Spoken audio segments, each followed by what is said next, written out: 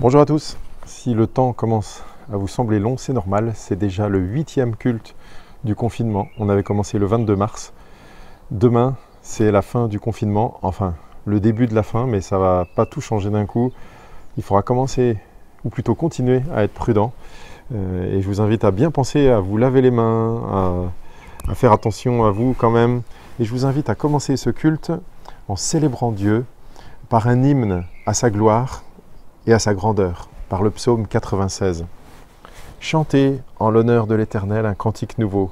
Chantez en l'honneur de l'Éternel, habitants de toute la terre. Chantez en l'honneur de l'Éternel, bénissez son nom. Annoncez de jour en jour son salut. Racontez sa gloire parmi les nations, ses merveilles parmi tous les peuples. Oui, l'Éternel est grand et digne de recevoir toute louange. Il est redoutable plus que tous les dieux. En effet, tous les dieux des peuples ne sont que des faux dieux. Alors que l'Éternel a fait le ciel, la splendeur et la magnificence sont devant lui, la force et la gloire remplissent son sanctuaire. Famille des peuples, rendez à l'Éternel gloire et honneur, rendez à l'Éternel la gloire due à son nom, apportez-lui des offrandes et entrez dans ses parvis. Prosternez-vous devant l'Éternel avec des ornements sacrés, tremblez devant lui, habitants de toute la terre. Dites parmi les nations, l'Éternel règne, aussi le monde est ferme, il n'est pas ébranlé. L'Éternel juge les peuples avec droiture. Que le ciel se réjouisse, que la terre soit dans l'allégresse, que la mer retentisse avec tout ce qu'elle contient, que la campagne et tout ce qui s'y trouve soient en fête, que tous les arbres des forêts poussent des cris de joie devant l'Éternel, car il vient. Oui, il vient pour juger la terre. Il jugera le monde avec justice et les peuples suivant sa fidélité. Et pour commencer, eh bien, nous allons écouter ou chanter même un chant d'Antidote. Vous savez, ce groupe qui a chanté Citadelle, ce chant que je vous avais mis une fois. Eh bien, là, il chante un chant pour célébrer les merveilles de Dieu. C'est créateur de merveilles. Et vous allez voir un diaporama. Ce n'est même pas des photos, c'est carrément des images splendides de la création de Dieu.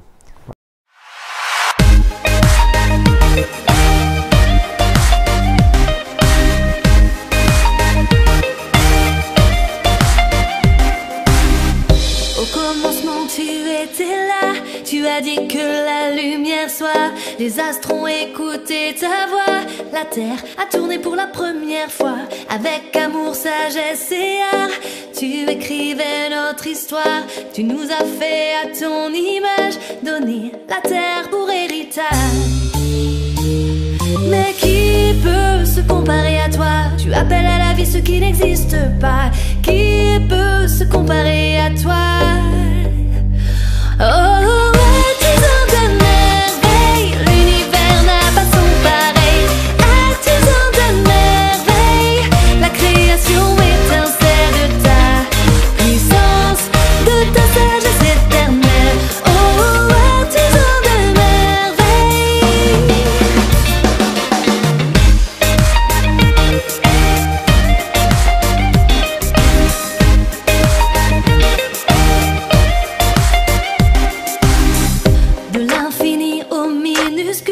Des galaxies jusqu'aux cellules, sommet de neige vague qui danse, nous parle de toi comme une évidence.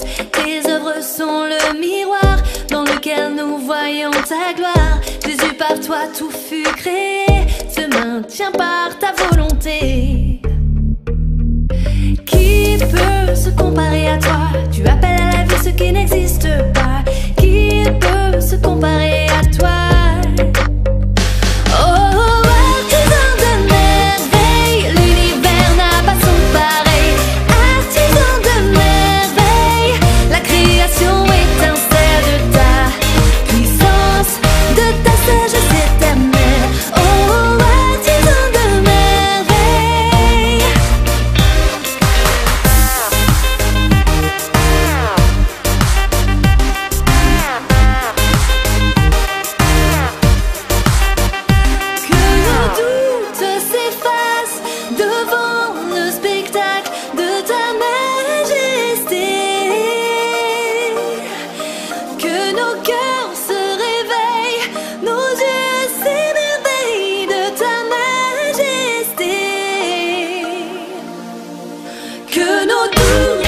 nos doutes s'effacent devant le spectacle de ta majesté, de ta majesté. Que nos cœurs se réveillent, que nos yeux s'émerveillent de ta majesté, de ta majesté.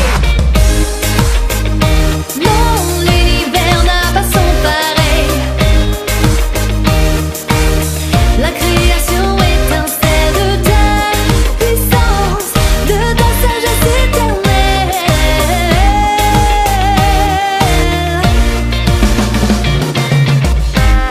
Tu es artisan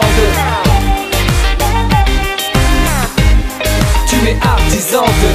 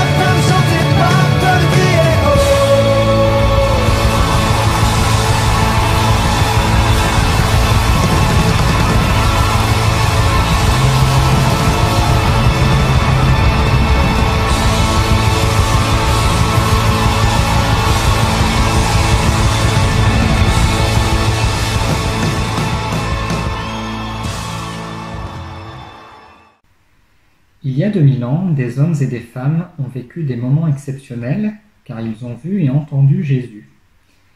Ils ont vu la manifestation de Dieu faite homme en Jésus. Ils ont entendu la bonne nouvelle de la vie éternelle.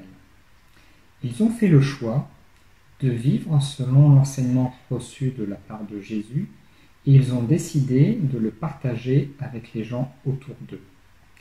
Et depuis, génération après génération, des hommes et des femmes ont eux aussi décidé de transmettre et d'annoncer cette bonne nouvelle. Dieu est lumière, et il n'y a pas de ténèbres en lui.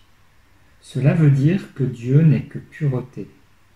Et nous aussi, nous pouvons par Jésus-Christ être purifiés de nos péchés et entrer en communion avec Dieu. L'apôtre Jean rappelle ce message aux chrétiens destinataires de sa première épître. Alors même, j'en suis sûr que ces chrétiens l'avaient déjà entendu.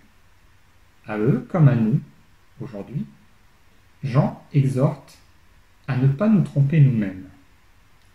Nous ne pouvons être purifiés et entrer dans la lumière de Dieu que si nous sommes conscients de ne pas être purs. Quoi que nous fassions, quelle que soit la force de notre volonté de bien agir, nous sommes tous pécheurs. C'est ainsi. C'est dans la nature de l'homme. Mais c'est là l'extraordinaire œuvre que Dieu a faite pour nous. Si nous reconnaissons notre état de pécheur, nous sommes purifiés. Dieu nous pardonne et nous fait entrer dans sa lumière.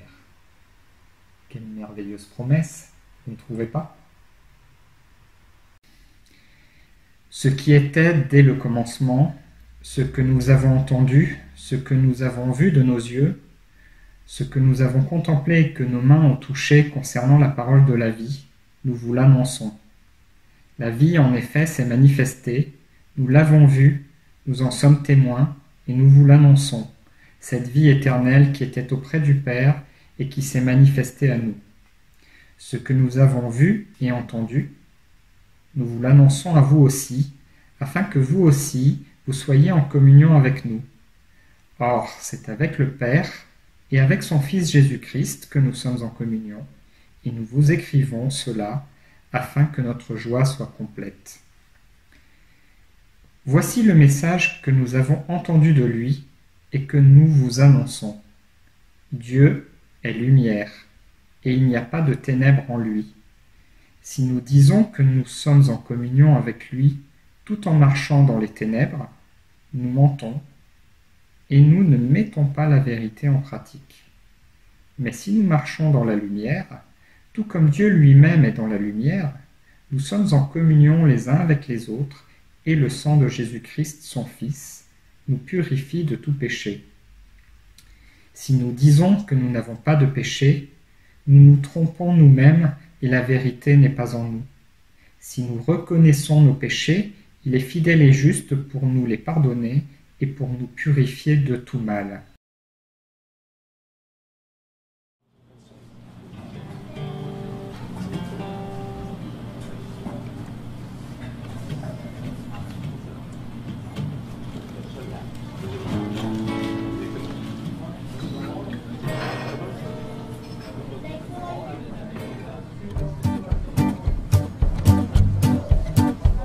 Auquel ami fidèle et tendre nous avons en Jésus-Christ, toujours prêt à nous entendre, à répondre à notre cri.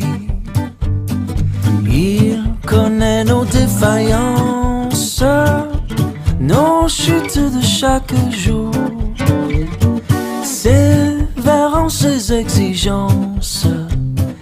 Il est riche en son amour. Wow, oh, oh, wow, oh, oh, wow, wow, oh, wow, oh, oh, oh, wow, oh, oh, wow, wow. Auquel ami fidèle et tendre nous avons en Jésus-Christ, toujours prêt à nous apprendre, à vaincre grand comptant sur lui. S'il nous voit vrais et sincères à chercher la sainteté, il écoute nos prières et nous met en liberté. Oh, oh, oh, oh, oh, oh, oh, oh, oh, oh, oh. Whoa, oh, oh, oh, oh, whoa, oh, oh, whoa, whoa, go Jimmy.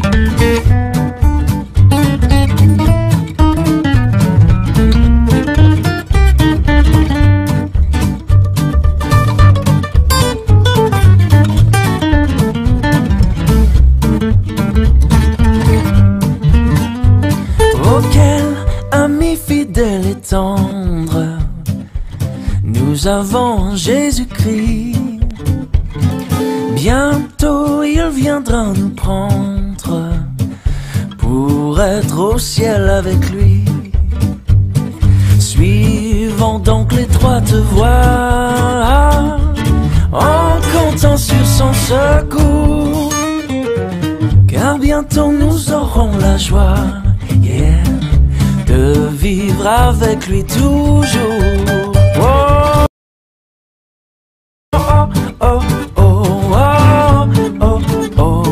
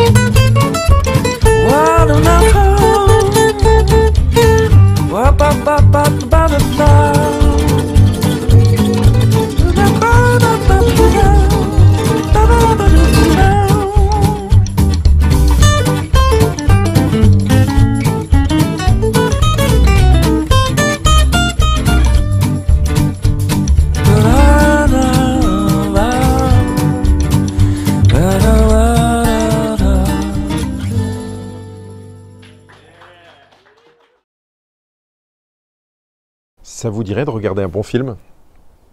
Bon, pas maintenant, mais là, je vous propose de regarder la bande-annonce d'un film qui s'intitule War Room. War Room, enfin, je prononce peut-être pas très bien, mais en fait, pour ceux qui comprennent l'anglais, ça veut dire la salle de guerre. Mais ne vous inquiétez pas, dans ce film, il ne s'agit pas de guerre dans le sens avec des armes et des fusils et tout ça. Non, en War Room, eh bien, je vous laisse découvrir dans la bande-annonce ce que c'est, cette War Room. Et puis juste après la bande-annonce, on regardera un court extrait de 2 minutes de ce film. Et peut-être ça vous donnera envie de le voir si ça vous intéresse. Vous pouvez le trouver sur YouTube. Alors je pense qu'en anglais il est gratuit, on peut le voir comme ça. Mais sinon en français, il y a une petite case où on peut acheter ou louer ce film. Pour 3 ou 4 euros, on peut le louer même en haute définition. Tu es un père presque irréprochable. Je ne veux pas être un père presque irréprochable. On y va, on y va! C'est pas fini! C'est pas fini! Tu m'as épaté. Je pensais que tu préparais un enchaînement un peu plus simple. On vient de m'informer que tu avais effectué un virement de 5 000 $ de notre compte épargne vers ton compte chèque. On pourrait parler de ça plus tard. Vous devez être Elisabeth. Je suis ravie de vous rencontrer. Je vais vous montrer la maison. La pièce que je préfère dans cette maison. Il s'agit de ma salle de guerre. Vous notez des prières pour chaque problème de votre vie? C'est ma stratégie de prière. J'aurais bien besoin de ça. Tu devras assister à son entraînement demain. Je suis pas là cette semaine. Ah bon? Et tu ne le dis pas? Je viens de te le dire. Tony, comment va mon commercial préféré? Très bien, et vous-même? J'adorerais vivre chez vous. Moi, quand mes parents sont ensemble, ils font que se disputer.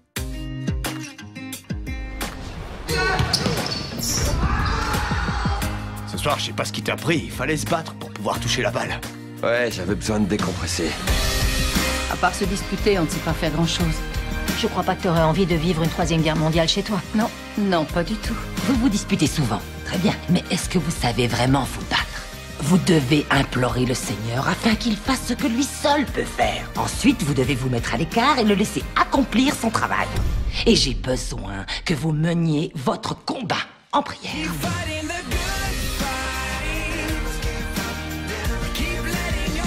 La prière est une arme puissante. C'est la première fois que quelqu'un agit de la sorte. Il est temps de retrousser vos manches, de vous battre pour votre couple. Il nous faut une armée de croyants, Seigneur. Appelle-nous à livrer de bataille. Accrois leur nombre, Seigneur. Accrois leur nombre.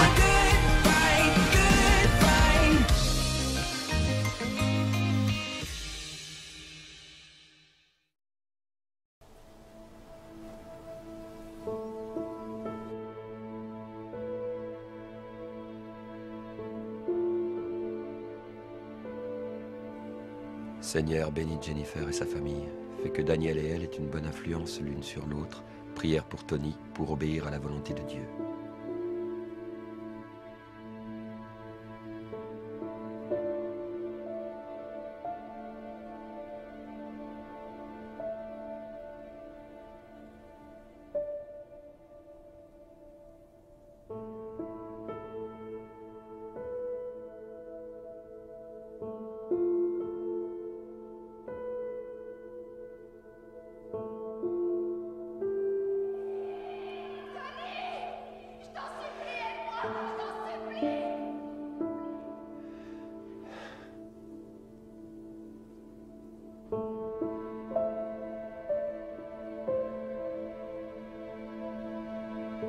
J'aime la double corde.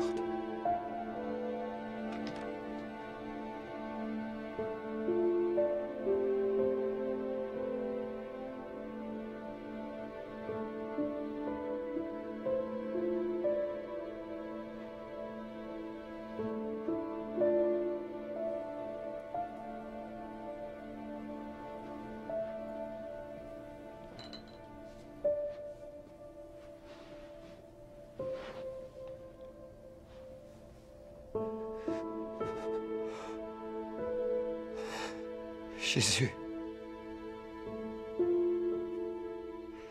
je ne suis pas un homme bon.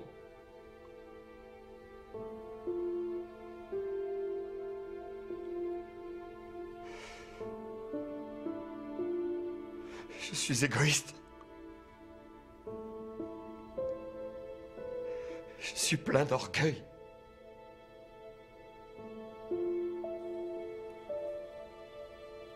Et je fais du mal à cette famille. Mais ça, ce n'est pas ce que je voulais devenir. Je n'aime pas l'homme que je suis devenu. Et je ne sais pas comment arranger ça. Je ne sais plus quoi faire.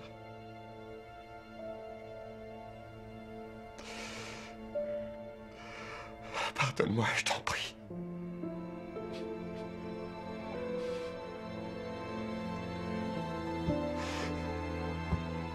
Pardonne-moi, Jésus.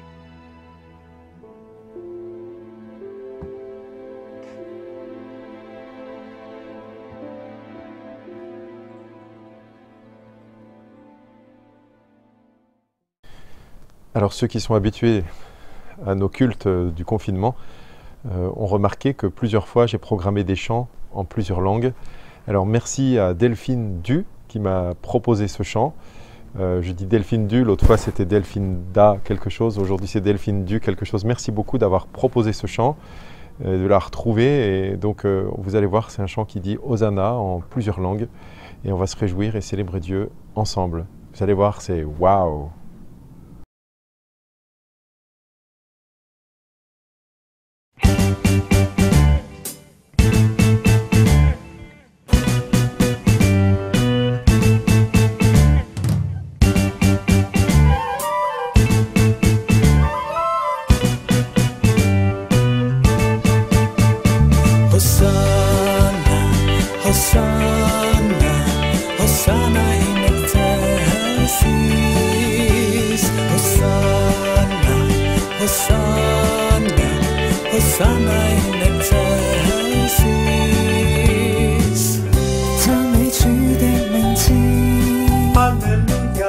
心中充滿讚詩。a nuestro Dios. Hosana, Hosanna, Hosanna, Hosanna no pungo seso. Hosanna, Hosanna, Hosanna no pungo seso.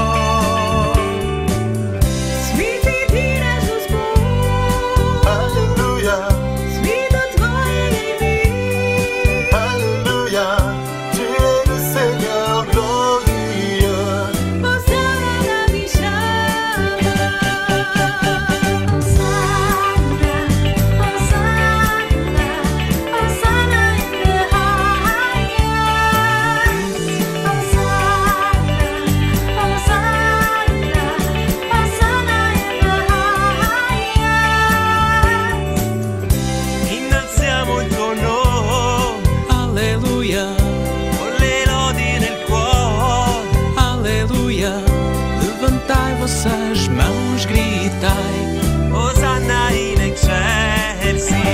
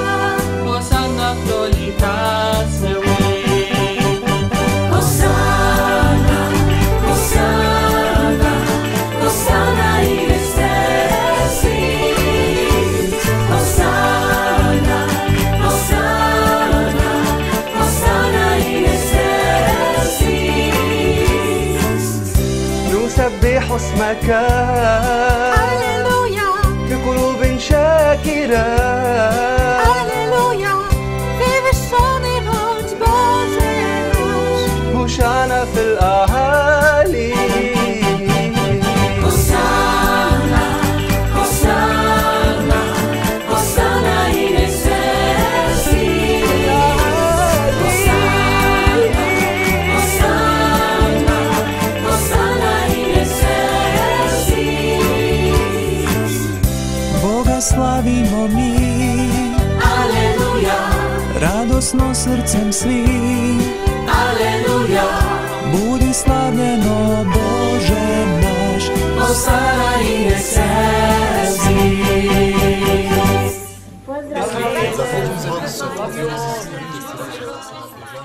C'est un moment unique.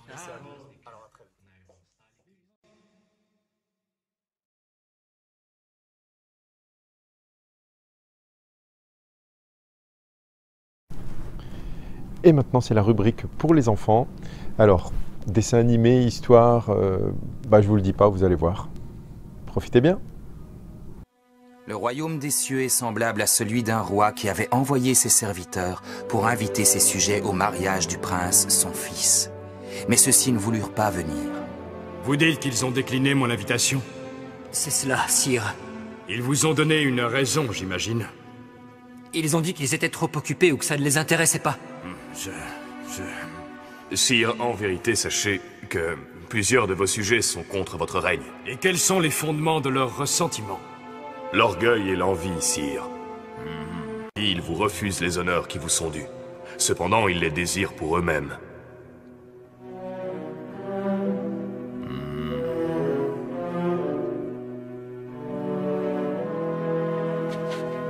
Retournez auprès de mes sujets et faites-leur savoir que je les aime. Dites-leur que je veux qu'ils se joignent à nous pour la célébration. Je vous en prie, aidez-les afin qu'ils puissent comprendre.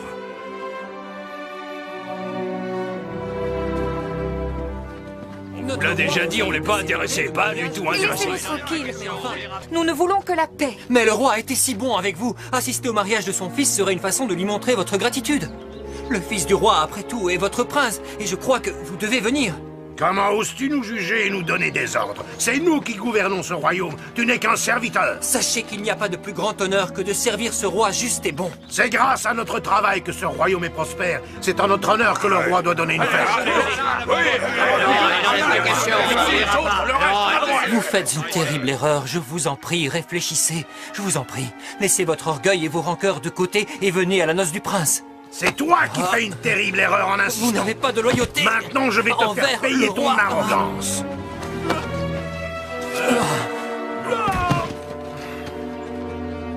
Cet homme avait pour mission d'insister auprès de vous. Je vous conseille de trouver en vous un peu d'humilité et d'accepter l'invitation du roi au mariage de son fils, le prince.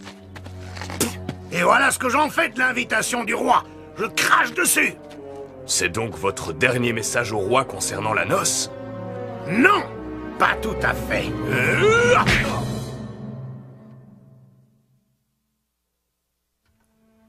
J'ai pourtant essayé de l'aider, mais je n'étais pas de taille.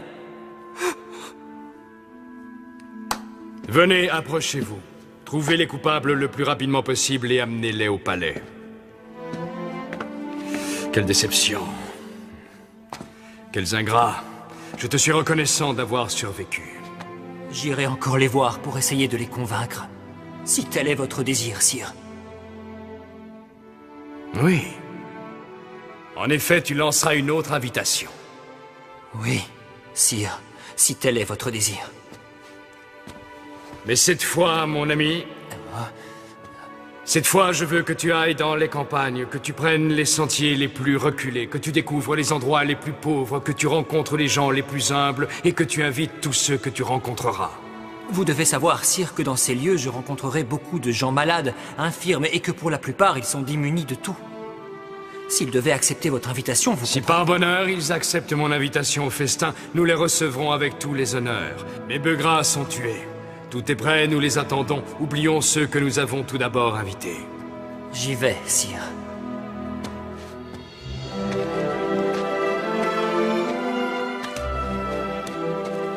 Salut, brave femme. Je viens vous inviter de la part du roi au mariage de son fils, au palais.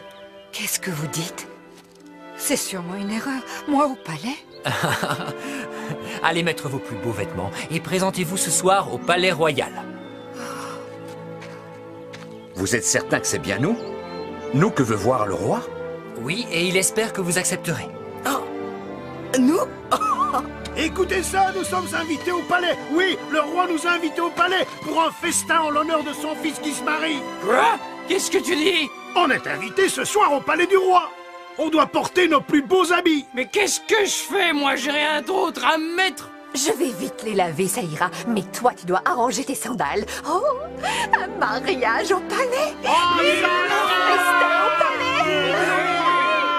Tu crois que le roi va me renvoyer? Mais je n'en sais rien. Et moi, tu crois que ça va aller? Bah, tu n'es pas le plus vilain de la région, ça ira. Eh, je ne cherchais pas un compliment. Ah, je t'ai dit ce que je pensais, rien d'autre. Faut pas se leurrer, regarde-nous. Le roi va nous fermer la porte au nez.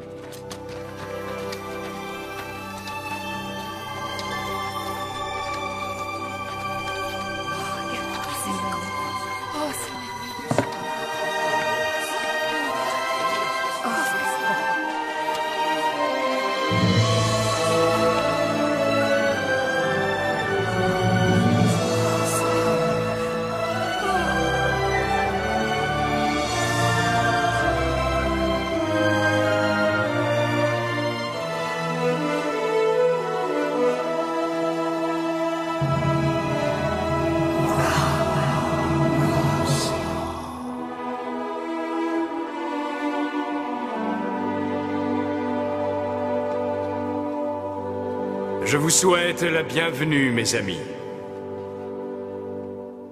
Majesté, veuillez me pardonner, oui. Veuillez pardonner mon apparence. Ne t'excuse pas, je suis heureux de ta présence. Je connais la grande bonté de ton cœur, et je suis honoré par l'amour et la loyauté que vous me témoignez tous. Maintenant, levez-vous et que commence la célébration tant attendue.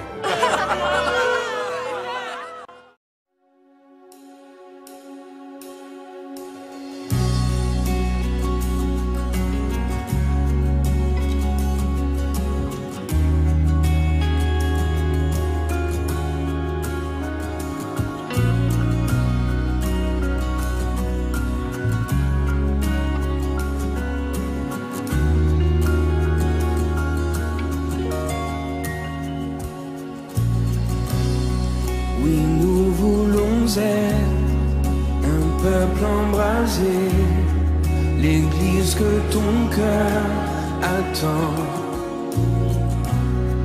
Viens briser nos chaînes, détruis notre orgueil. Seigneur, fais-le maintenant. Nous êtes. Oui, nous voulons être un peuple embrasé, l'église que ton cœur attend. Viens briser nos chaînes, détruis notre orgueil. Seigneur, fais-le maintenant. Notre Père plein de bonté, nos cœurs à toi s'abandonnent. Pour ce monde que tu as tant aimé, Seigneur, voici nos couronnes. Esprit de Dieu, Esprit de Dieu vivant, souffle du nord, souffle du sud, souffle de l'est, souffle de l'ouest, Esprit de Dieu, Esprit de Dieu vivant, souffle des quatre vents et descend sur nous. Envoie ta puissance. Envoie ta puissance. Rends-nous les témoins d'un royaume qui se répand. Fais brûler nos cœurs au sein des ténèbres, comme un phare dans l'océan. Envoie ta puissance, envoie ta puissance, rends-nous les témoins d'un royaume qui se répand. Fais brûler nos cœurs.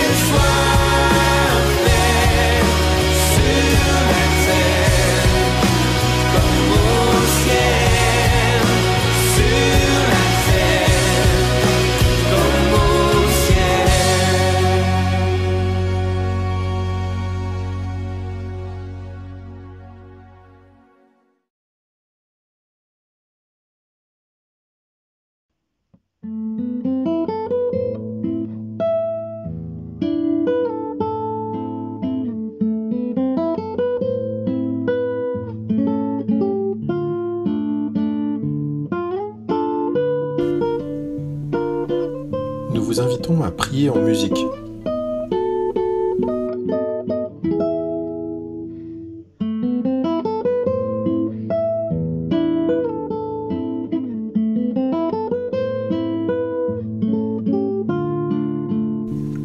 Voici les sujets de reconnaissance que nous vous proposons.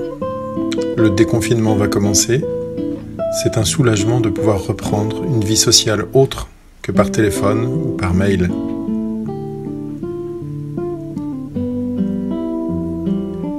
La guérison des malades de notre Église et de nos connaissances. Vous pouvez ajouter d'autres sujets dans la fenêtre de chat.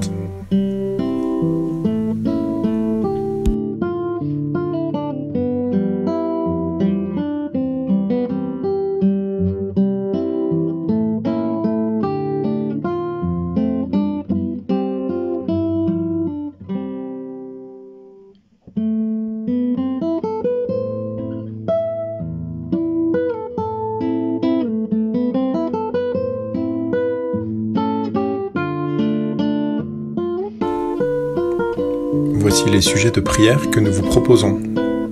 Prions pour Anne et Eric, loin des yeux mais pas du cœur. Prions pour les personnes nouvelles qui se joignent à nous pendant les cultes sur Internet. Prions pour notre gouvernement et pour notre pays.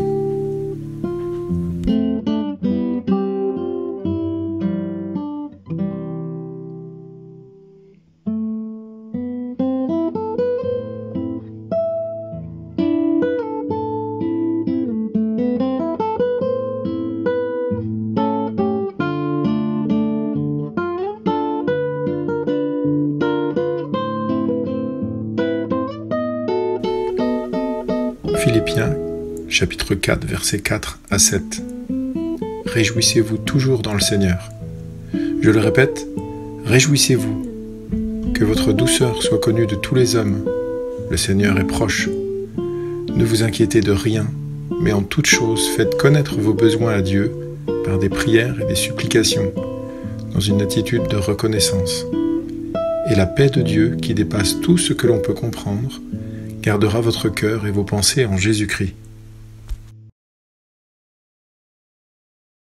Matthieu 22, versets 1 à 14, la parabole du festin des noces. Jésus, prenant la parole, leur parla de nouveau en parabole et il dit : Le royaume des cieux est semblable à un roi qui fit des noces pour son fils. Il envoya ses serviteurs appeler ceux qui étaient invités aux noces, mais ils ne voulurent pas venir. Il envoya encore d'autres serviteurs en disant : Dites aux conviés, voici, j'ai préparé mon festin, mes bœufs et mes bêtes grasses sont tués, tout est prêt, venez aux noces.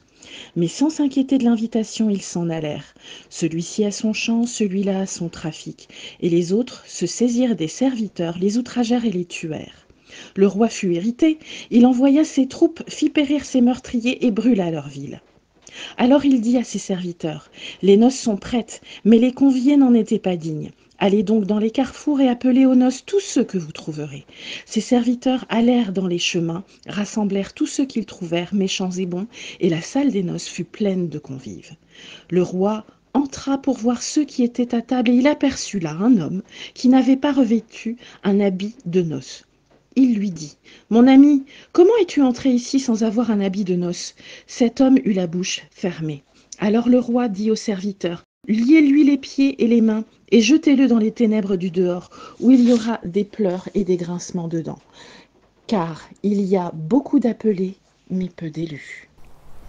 Merci Céline pour la lecture de cette parabole. Certains d'entre vous se disent peut-être : tiens, c'est bizarre, Stéphane perd la tête, il a oublié, il a déjà parlé de ça la semaine dernière, ou il y a quelques temps. Et oui, en effet, vous avez raison, c'était il y a 3 semaines. J'ai déjà parlé de cette parabole de Jésus, la parabole du festin des noces, pour nous montrer que Jésus invite certaines personnes au royaume de Dieu. Il invite largement même. Vous vous rappelez, c'est cette histoire où des invités avaient refusé d'aller au repas des noces parce qu'ils avaient envie de faire autre chose. Il y en a un qui avait voulu aller essayer une paire de bœufs, l'autre qui avait voulu... il s'était marié, alors il n'avait pas le temps de venir, et puis l'autre, il avait acheté un champ, il fallait aller voir son champ. Bon.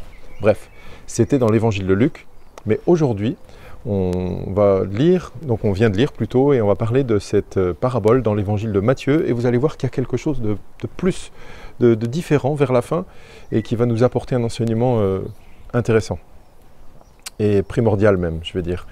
Donc déjà, voyons que nous sommes dans l'évangile de Matthieu au chapitre 22 et le chapitre précédent, il y a eu 2 autres paraboles et donc là on a un groupe de 3 en fait, 3 paraboles qui vont ensemble et ces 3 paraboles qui montrent le rejet de ceux qui étaient invités et qui ont refusé l'invitation. Alors je vous résume juste, dans le chapitre 21, il y a une parabole qui s'appelle la parabole des 2 fils. Vous avez peut-être déjà entendu parler de ça.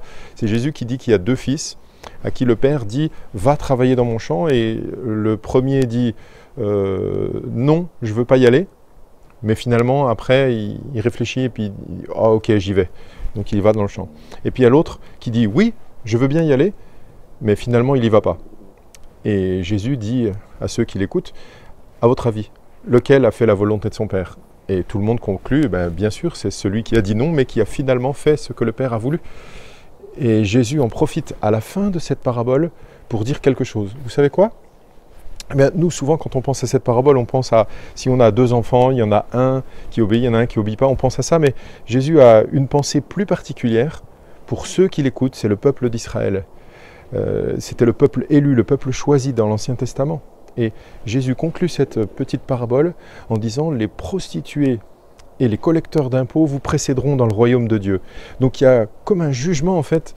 Jésus est en train de dire « Ceux qui ont dit oui mais qui ne l'ont pas fait, c'est vous. C'est vous, le peuple qui m'écoutez là autour de moi ». Donc ça c'est la première des 3 paraboles. Ensuite la deuxième, c'est la parabole des vignerons. En fait, c'est l'histoire, Jésus raconte l'histoire d'un homme qui a acheté un terrain et qui a voulu planter une vigne et il a demandé à des vignerons de venir, donc des employés, pour pouvoir gérer cette vigne. Et quand le moment de la récolte est venu, donc les vendanges, le maître a pensé que c'était normal qu'il récupère le fruit de son bien. Donc il a envoyé des serviteurs pour chercher le fruit de son bien. Et les vignerons ont battu l'un, ils ont lapidé un autre, ils ont tué un autre. Alors le maître de la vigne a envoyé d'autres serviteurs plus nombreux et là ils ont recommencé, ils ont battu et tué, et voilà. Et à la fin, le maître de cette vigne était tellement en colère, il a envoyé pour détruire la ville, pour menacer et puis même pour tuer les vignerons qui s'étaient mal comportés, pour donner la vigne à d'autres. Je ne sais pas si vous avez déjà entendu, dans l'Ancien Testament, il nous est dit que Israël, le peuple d'Israël est comparé à une vigne que l'Éternel, Dieu, se serait acquise. Et donc cette vigne, il en prend soin et il espérait obtenir le fruit. On trouve ça dans le livre d'Ésaïe, vous verrez au chapitre 5. C'est assez fort comme message. En fait, il dit que Dieu attendait le raisin et il attendait du bien. Et en fait, ils ont fait le mal. Ils ont mélangé le mal et le bien. Ils se sont tellement mal comportés que Dieu leur annonce la destruction, la déportation, la destruction de leur ville. Il leur annonce des choses terribles. Et en fait, on trouve, peu de temps après Ésaïe c'est 700 ans avant Jésus, peu de temps après, on voit qu'en 586 avant Jésus, la ville de Jérusalem même est détruite. Il y a beaucoup de gens qui sont morts, d'autres qui sont déportés à Babylone. Et puis le temple même, le temple de l'Éternel à Jérusalem est détruit. Et puis, on trouve ça aussi quand Jésus meurt, donc vous voyez en l'an 30, on ne sait pas si c'est 33, 35, il y a une incertitude sur la date précise de la naissance de Jésus, vous le savez, mais donc en l'an 70 après Jésus, on sait que le temple de Jérusalem a été détruit à nouveau, parce qu'il avait été reconstruit, il a encore été détruit. Donc ces menaces de Jésus sur les conséquences du péché d'Israël se sont mises à exécution. Alors cette deuxième parabole des vignerons nous montre encore une fois que Jésus menace ceux qui étaient les premiers destinataires de l'invitation au festin des noces. Et donc on arrive maintenant à cette parabole d'aujourd'hui, donc la troisième de cette série de 3, et on va voir 3 parties dans cette parabole, 3 parties distinctes. La première, c'est le refus des invités d'aller à la noce. La deuxième, ça sera l'invitation large pour tous au repas des noces, au festin. Et puis la troisième, Eh bien, je vous laisse le suspense, je ne vais pas vous dire de quoi il s'agit maintenant, mais vous l'avez peut-être entendu dans la lecture si vous avez été attentif. Alors commençons par la première. Les invités refusent de se rendre au festin des noces. Déjà, ils étaient invités, ils auraient dû s'y rendre d'eux-mêmes. C'était normal. Quand on est invité, on sait, on a noté la date, on sait à quel moment ça se passe, mais ils auraient dû y aller, mais déjà, ils montrent de la négligence en n'y allant pas. Le maître est obligé d'envoyer des serviteurs pour dire « Venez, le repas est prêt ». Et voilà, on voit que le comportement de ces hommes qui refusent de se rendre au repas des noces et qui battent les serviteurs. Ensuite, on voit que le maître a de la patience et qu'il envoie à nouveau une délégation en disant de manière à les intéresser, à leur rappeler ce qu'ils vont louper. Il leur dit tout ce qu'il y a de préparé, ce qui est bon. Ils ont tué le veau gras, il y a toutes des précisions sur la fête, la joie qu'il va y avoir. Et en fait, eux continuent à négliger l'invitation, ils ne viennent pas. Alors le maître, même chose, se met en colère et va les rejeter et va les tuer. Alors ça peut paraître choquant, on se dit mais waouh, c'est une drôle de parabole, Jésus menace comme ça, mais il faut voir que dans l'histoire du peuple d'Israël, c'est vraiment ce qui s'est passé, des déportations, des punitions, des sanctions. Refuser l'amour de Dieu, refuser sa main tendue, son invitation, a des conséquences. C'est soit extraordinairement bien, soit extraordinairement mal. Alors il refuse l'invitation. Dans l'évangile de Luc, nous avons vu cette parabole et nous avons vu que les invités refusaient l'invitation parce qu'ils étaient occupés à des occupations bien quotidiennes en fait, sans grande importance. Aller voir son champ, acheter une paire de bœufs. Bon, se marier, c'est quand même pas quotidien, normalement on ne fait pas ça plein de fois. Mais ce sont des choses en fait qui ne les empêchaient pas d'aller au royaume, en tout cas au festin des noces. Ici, dans cette parabole de Matthieu, nous venons de voir que il y a la même chose, il y en a qui sont occupés à des tâches comme ça, mais il y a aussi des employés qui ont attrapé les serviteurs du roi. Cette fois, on nous précise que c'est un roi d'ailleurs. Ils ont attrapé les serviteurs du roi, ils se sont emparés d'eux, ils en ont frappé certains et ils en ont tué d'autres. Ça ressemble à la parabole des vignerons qui était au chapitre 21, un chapitre avant, où ils ont tué, lapidé certains.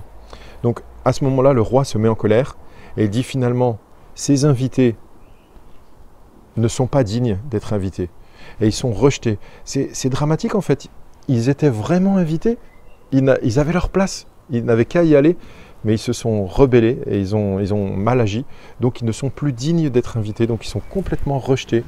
Ils n'iront pas à ce festin des noces. Le roi est en colère. Ça nous parle un peu de la colère de Dieu. Beaucoup de gens n'aiment pas entendre parler de ça. Beaucoup aimeraient bien que tout le monde il est beau, tout le monde il est gentil, tout le monde ira au paradis. Mais dans toutes les paraboles de Jésus, on voit bien qu'il y a un tri qui s'effectue, il y a une sélection, et ceux qui rejettent l'invitation ne seront pas invités. Point barre, c'est tout. Alors comme ils ne sont plus invités, on passe à la deuxième partie de cette parabole, c'est justement l'invitation à d'autres qui n'étaient pas invités au départ. Et alors, on voit quelque chose d'intéressant ici, c'est que il nous est dit que le roi, une fois qu'il était en colère, il a dit à ses serviteurs, allez dans les rues, allez partout, on avait déjà vu ça dans l'évangile de Luc, et il dit, allez-y et invitez tous ceux que vous trouverez. Tous ceux que vous trouverez, méchants et bons. Alors là, c'est très étonnant de voir cette dimension, invitez tous ceux que vous trouverez. Ça veut dire qu'en fait, l'invitation, elle est large. Ça veut dire que n'importe qui était rencontré par ses serviteurs, on ne se posait pas la question de savoir ce qu'il avait fait, ce qu'il n'avait pas fait, est-ce qu'il avait fait du bien, du mal. Tous étaient invités. Ils pouvaient tous venir à ce festin des noces. C'est quand même génial, l'invitation de Dieu, elle est pour tous. Et donc si vous êtes en train de regarder cette vidéo, eh bien ça veut dire que vous êtes invité, forcément. L'invitation, elle est pour tous. Je ne sais pas si vous faites partie des bons ou des méchants, des mauvais, je ne sais pas, c'est à vous de voir, mais peu importe en fait, peu importe votre vie passée, peu importe l'état dans lequel vous vous êtes approché de Dieu, peu importe ce que vous avez fait, vraiment. Et quand on voit dans les évangiles qu'il y avait des prostituées qui se sont tournées vers Jésus, il y avait des collecteurs d'impôts, c'était des traîtres, des collabos, il y a toutes sortes de personnes en fait, de mauvaise vie qui se sont tournées vers Jésus, et Jésus les a accueillis. Donc c'est vraiment la vérité, mauvais et bons, tous sont invités au royaume de Dieu. Mais nous allons passer à la troisième grande partie, celle dont je n'ai pas trop parlé pour l'instant, et vous voyez, c'est cette partie où tout le monde est entré au festin des noces, le repas va bientôt commencer, et le roi qui a lancé cette invitation large, généreuse, pour tous, méchants et bons, vient voir tous ceux qui sont invités. Et là, quand il rentre dans la salle, il en repère vite un qui n'a pas d'habit de noces. Alors c'est une parabole, hein, c'est une image, donc il faut imaginer un vrai repas de noces, et tout le monde est bien habillé, a un habit de noces. En particulier, on ne nous précise pas comment, selon la coutume de l'époque, je ne sais pas, mais on nous dit qu'ils sont tous, finalement, ils se fondent tous dans la masse, tous bien habillés, et il y en a un qui n'a pas l'habit de noces. Et celui-là est repéré par le roi qui lui dit « Mais mon ami, comment se fait-il que tu as pu entrer ici alors que tu n'as pas d'habit de noces ?» Alors ça nous interroge sur quelque chose. C'est que même si tous sont invités, est-ce que tous pourront assister vraiment à ce festin des noces? Eh bien, la réponse est dans cette parabole, non. En fait, il faut être prêt. Il ne suffit pas d'être invité, mais il faut être prêt. C'est-à-dire il faut être conséquent avec l'invitation. C'est-à-dire, vous êtes invité, eh bien, préparez-vous pour ce repas. Alors, on peut se poser des tas de questions et relire cet évangile de Matthieu au chapitre 22 et voir, mais alors, qu'est-ce que ça peut bien vouloir dire qu'il n'avait pas d'habit de noces? Bon, dans la parabole, c'est simple. Sans doute, il avait à disposition, il savait, selon la coutume, qu'il fallait s'habiller d'une certaine manière, et il a négligé. Il s'est dit, bon, c'est pas grave. Ça fait penser un peu à... comme si moi j'allais à un habit de noces, à des noces en fait, un mariage, et puis que je disais, bah, je m'en fous, j'y vais en basket, en short troué, sale, en t-shirt sans manches, et avec une casquette à l'envers, déchirée. Vous imaginez un mariage assez select, et moi j'arrive comme ça, tout le monde va se retourner et regarder, waouh, c'est qui ce type-là? C'est pas correct.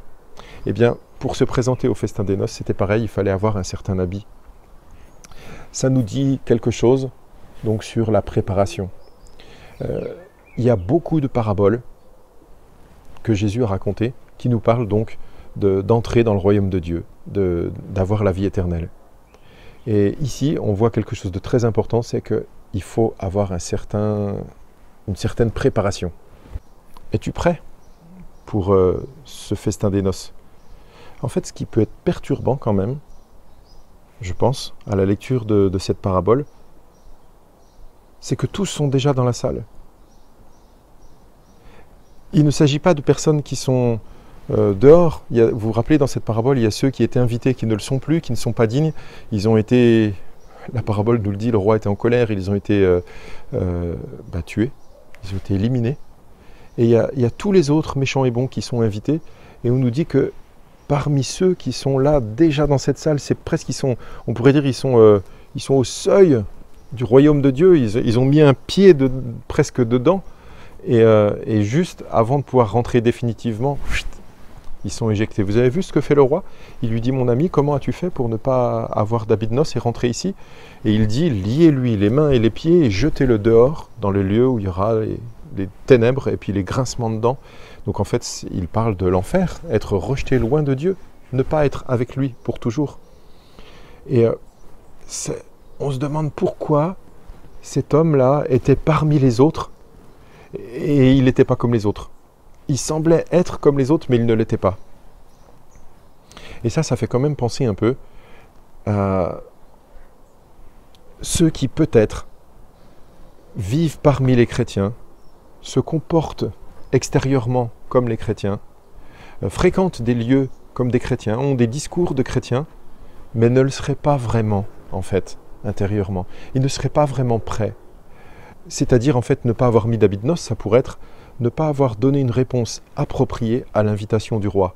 C'est-à-dire faire comme si, pour être comme tous les autres, par exemple, quelqu'un qui serait d'une famille chrétienne et qui se comporterait en apparence de manière chrétienne, mais qui intérieurement saurait très bien qu'en fait, il n'a pas voulu répondre à l'appel de Dieu.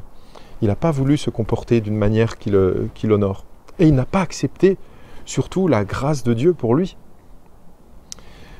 Vous avez vu la conclusion, le dernier verset, le verset 14, il nous dit « Il y a beaucoup d'appelés, mais peu d'élus ». En fait, quand on entend beaucoup d'appelés, on pourrait dire, d'après cette parabole, c'est même beaucoup dans le sens de tous sont appelés. Beaucoup, beaucoup, beaucoup. Tous sont appelés. Vous l'avez vu, il est dit que le roi envoie pour chercher et demander à venir à tous ceux que vous trouverez méchants et bons. C'est à la précision, même méchants, c'est même les mauvais. Donc en fait, tous sont invités. Beaucoup d'appelés dans le sens de tous appelés, mais peu d'élus.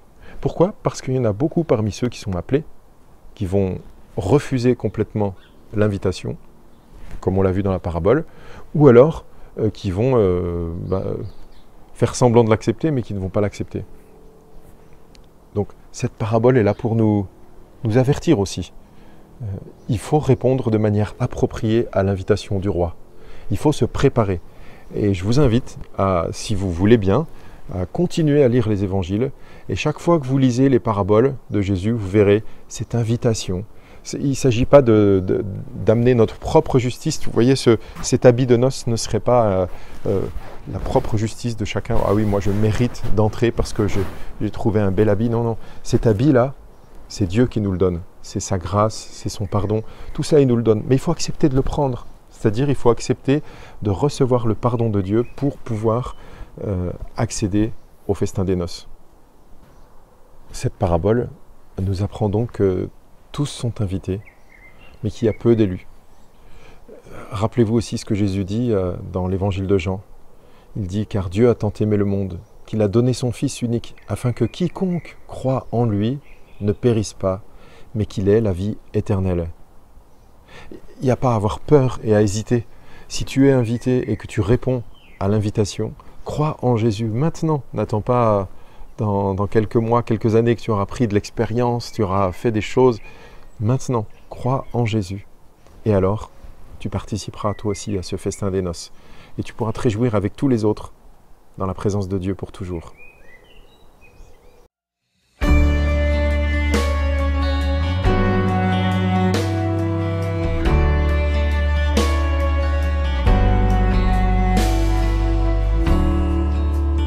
Es-tu brisé par tant de douleurs, affaibli par ce si grand fardeau? Jésus t'appelle. As-tu cherché sans jamais trouver, assoiffé d'une source de vie? Jésus t'appelle.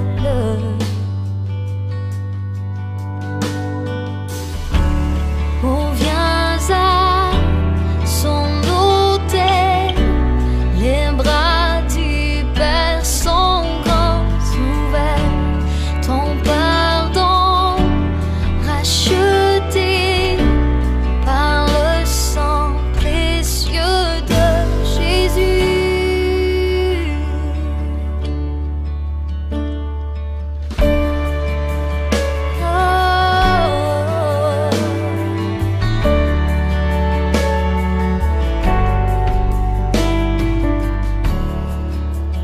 Laisse-là tes erreurs, tes regrets.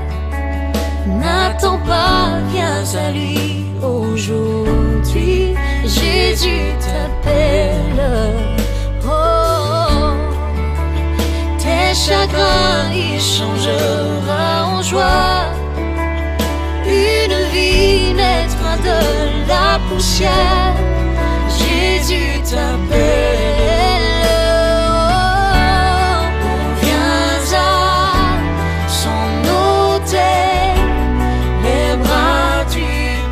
Son grand ouverts, ton pardon rachète.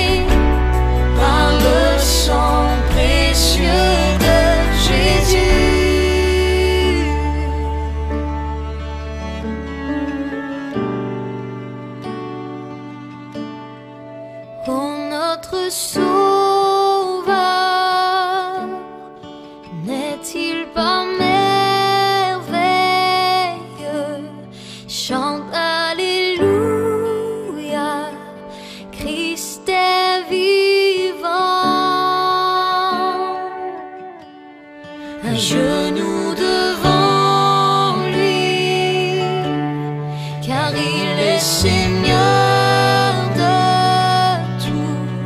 Chante Alléluia,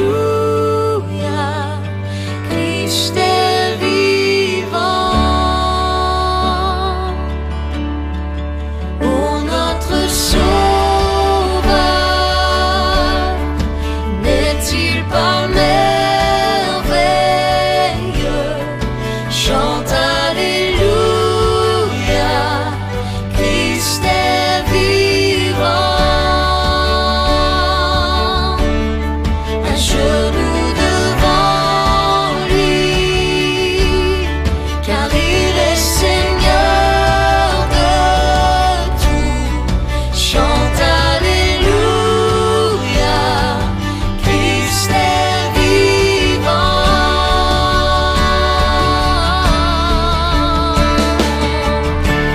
Oh, viens à son autel, les bras du Père sont grands ouverts. Ton pardon racheté par le sang précieux de Jésus. Oh, viens à son autel, les bras du Père sont grands ouverts. Ton pardon racheté par le sang précieux de Jésus.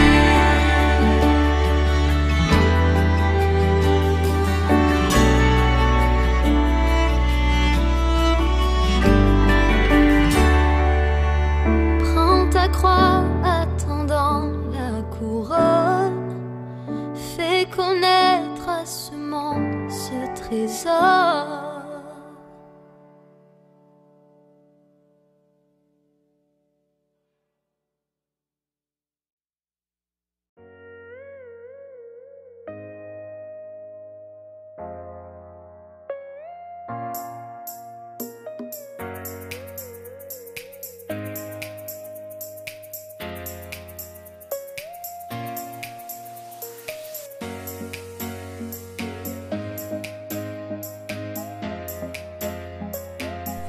Bonjour à tout le monde.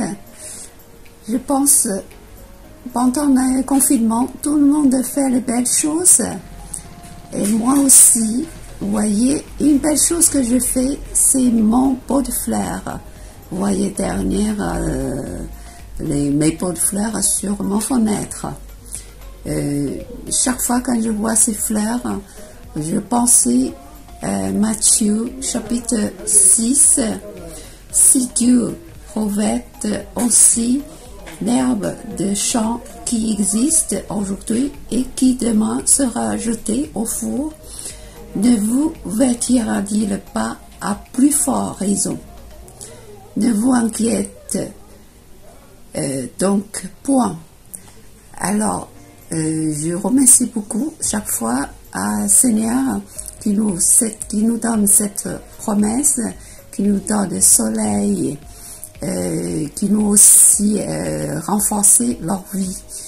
Et je suis quand même très ravie de nous voir en l'église. À bientôt. Allez, à bientôt. Bonjour à tous. Écoutez, c'était un petit coucou pour vous dire que je pense bien à vous, que vous, mes frères et sœurs, vous me manquez et que j'ai hâte de vous retrouver prochainement dans notre chère église.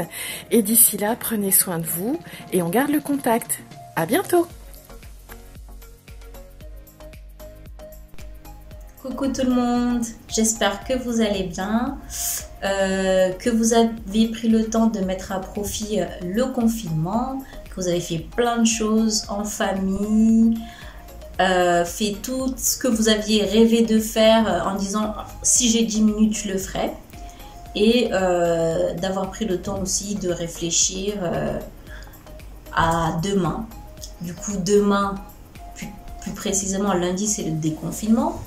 Et j'espère que les gens auront à cœur de garder leurs bonnes habitudes, les belles résolutions prises, l'entraide, Et puis de faire aussi attention, hein, parce que on déconfine, mais ça ne veut pas dire que tout est redevenu comme avant et que les gens seront attentifs, ne vont pas sortir juste pour sortir comme on faisait avant, et qu'ils vont prendre le temps de réfléchir à leurs actions. Parce que bon, c'est vrai que maintenant, il y a plus de place dans les hôpitaux, mais c'est pas une raison pour y aller. Voilà, j'espère que, bien sûr, avec le déconfinement, on pourra bientôt tous se retrouver. Mais en attendant, on peut dire merci, merci à Dieu parce qu'il nous a préservés. Merci parce qu'il a apporté la guérison pour nos amis. Et puis, merci de nous garder plein de joie et optimistes. À bientôt, bye bye. C'est déjà la fin de notre culte. C'est le moment de nous dire au revoir. Vous avez la fenêtre de chat pour dire salut à tout le monde. Bon courage à ceux qui reprennent le travail dans leur lieu de travail demain. Bon courage à tous, ceux qui restent aussi confinés, ceux qui télétravaillent. Enfin, bon courage, vraiment, que le Seigneur vous bénisse. Merci d'avoir participé à ce culte avec nous. Je vous rappelle que ça continue encore dans le confinement. Le dimanche, pour l'instant, le culte est encore sur YouTube. On ne sait pas encore quand ça va reprendre. Et puis pour les émissions du jeudi soir, je vais arrêter pour l'instant. Je mettrai des vidéos de temps en temps, mais pas forcément le jeudi soir, vous savez, en première, quand c'est à 20 h pile poil là. Donc ça sera plus ça, c'est de temps en temps je mettrai des vidéos dans la semaine. Et si vous avez envie d'être au courant, si vous avez envie de savoir quand je mets ces vidéos, je vous invite à cliquer en dessous sur j'aime. C'est sympa, je me suis trompé, c'est pas j'aime, enfin vous pouvez le faire quand même. Vous pouvez cliquer sur s'abonner, comme ça vous pourrez voir, vous aurez peut-être des notifications quand je programmerai une nouvelle vidéo. Merci de votre attention et on se quitte, bye bye, avec un dernier super chant. À bientôt.